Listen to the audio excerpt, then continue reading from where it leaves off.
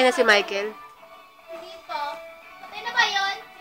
Michael Jordan. Patay na kaya si ano? Boy lang pa. Patay video. Patay na kaya si Michael, ano yung Michael Jackson. Michael Jordan. Patay na si Michael Jackson. Ha? Nako naman. May naman namatay na. Patay na pala yun. Titingnan ko lang. Telo, tinitingnan ko lang yung tela. Tinitingnan ko lang kung maraming. Uy, patingnan ko. Bakit yung cleaner? Bakit? Kadilim. Cleaner ba yan?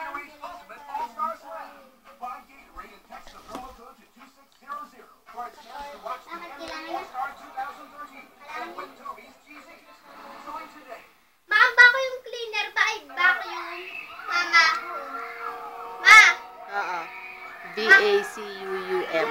Bako yung yun? Party lang siya. Sige mo nga.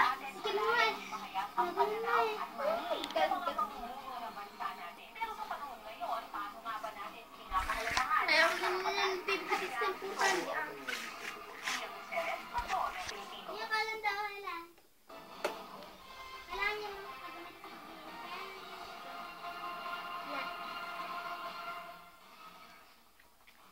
Arestado ang isang pastor sa Mandaluyong City dahil inireklamo ng dalagitang ginawa umano niyang sex slave. Exclusive na pa. Nagklawis na ako na pa. Sinalakay ng CIDG Women and Children Protection Division ang isang bahay sa barangay Tagara, Mandaluyong City kung saan inaaruga ang labing si Alias Jessica. Ang nakikitayang pastor si Jessica Yamato, 27 anyos, ang pastor ng sekta na Lord of the Nation. Nagreklamo kasi si Jessica na halos isang taon na siyang pinagsasamantalahan at tinatakot ng pastor. Kaninang umaga, inabandonan ng suspect ang biktima sa isang mall sa Mandaluyong City. Pinagbantang parang siya na huwag magsusumbong. Tumawag si Jessica sa kanyang tiyahin para magsumbong. Nilaro niya yung buhay ko. Pati yung pagkatao ko. Pagbayaran niya yung ginawa niya po sa akin. Bye. Sa bawat pangmumolestang ginagawa, pinagbabantaan din daw siya ng suspect. Nabatid na nirecruit si Jessica ng pastor para maging kaanib ng kanilang sekta. Pinangakuhan din umano siya na pag-aaralin ng pastor, pero iba raw pala ang kulay ng bakit ng Ito, suspect. Lela.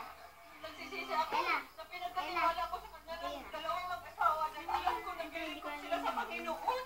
Paalala lang po doon sa mga magulang na hindi po porke agre-represent ng parang marangal na institusyon o organisasyon, eh basta-basta na lang po natin ipagtitiwala yung mga anak natin. Inaalam na rin ng CIDG kung posible may iba pang biktima ang suspect. Casabelgas, Pag-uwi ng Pilipino. Sa kauna-unang pagkakataon, humarap sa media si Supreme Court Senior Associate Justice Antonio Carpio. Mula nang mapatalsik sa pwesto si dating Chief Justice Renato Corona. Si Carpio ang OIC ngayon sa Korte Suprema at isa sa pinakamatunog. Nagpapalit umano sa dating punong maestrado. Pero ayon kay Carpio ay wala pa siyang desisyon kung tatanggapin ang automatic nomination. Handa rin daw siyang sakaling hindi mapili ni Pangulong Aquino. Samantala, naniniwala naman si dating Chief Justice Renato Puno na isang dago sa hudikatura.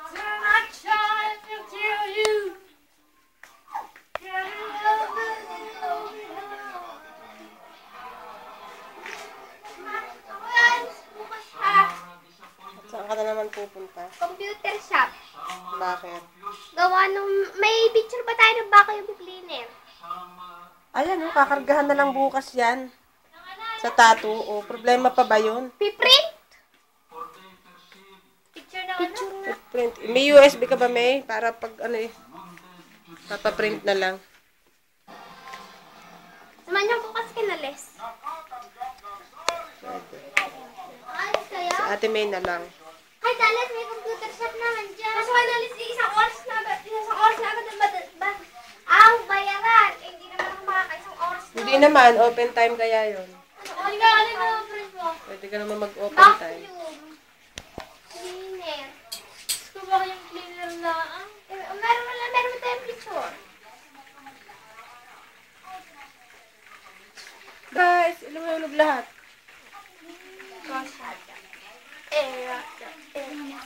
Padal-dali ng TLA namin, Diyos ko po. Ito ni nag-review. Wala pang hirap-hirap. Wow. Tulo.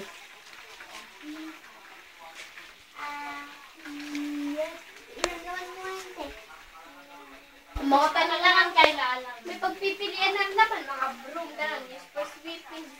Klasiko. Yung pala mga sensitive sa amin ng Show us that you're really a professional.